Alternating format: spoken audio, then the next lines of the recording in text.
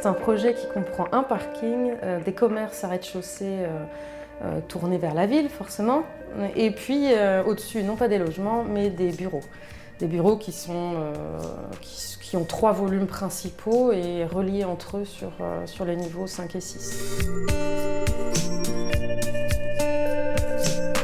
Il est rattaché à la gare, il est rattaché aussi à l'émergence de Nantes d'un point de vue plus global, puisque Nantes se développe quand même beaucoup, qu'il y a des parkings relais un petit peu partout, que celui-là reste, on va dire, à plusieurs usages.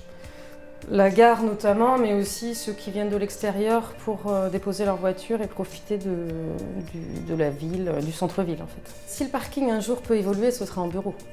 Et après, les hauteurs qui sont actuelles, un peu brutes dans le parking, pourront être visitées, mais la façade, elle, s'adapte, et aussi le plan libre, puisqu'il n'y a pas de poteau au niveau des parkings. Ça reste des dalles alvéolaires d'une grande portée.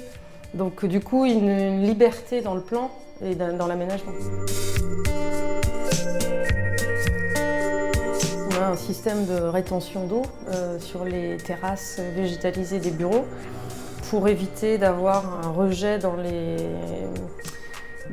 réseaux urbains trop important en cas de pluie. Voilà. Donc ça, c'est un dispositif qui existe sur toutes les terrasses végétalisées des bureaux et toitures terrasses.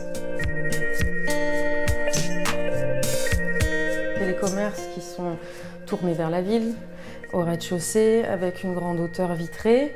Quelque part, on invite le passant à regarder à l'intérieur. Le parking, lui, a été pensé comme un espace en liaison avec la ville, donc quelque chose d'assez libre, peu de surface pleine en façade, mais un baraudage donc, qui laisse passer la lumière, les vues. Mais l'idée, c'était vraiment d'avoir des traversantes, on va dire, de part et d'autre de l'îlot en fait. Et du coup, en effet, les bureaux, eux, se voulaient plutôt légers en relation avec le parking, donc la sous-face est assez blanche, comme les façades. Et du coup, le matériau de façade est un panneau composite en fait, qui est un léger reflet irisé, qui réfléchit, puisqu'il y a un petit côté paillette, mais qui n'est pas grossier.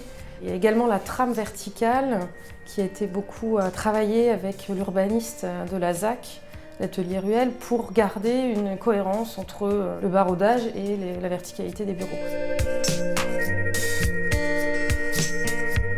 Alors les accès au parking, il y en a 3.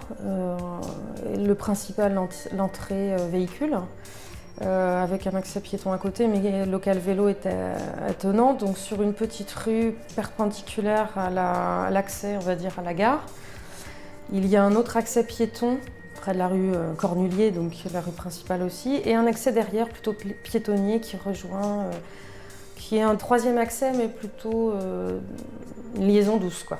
Le cheminement à l'intérieur du parking, il est assez fluide. Les demi-niveaux permettent aussi de repérer facilement les places de stationnement. Et la capacité est de 592 places.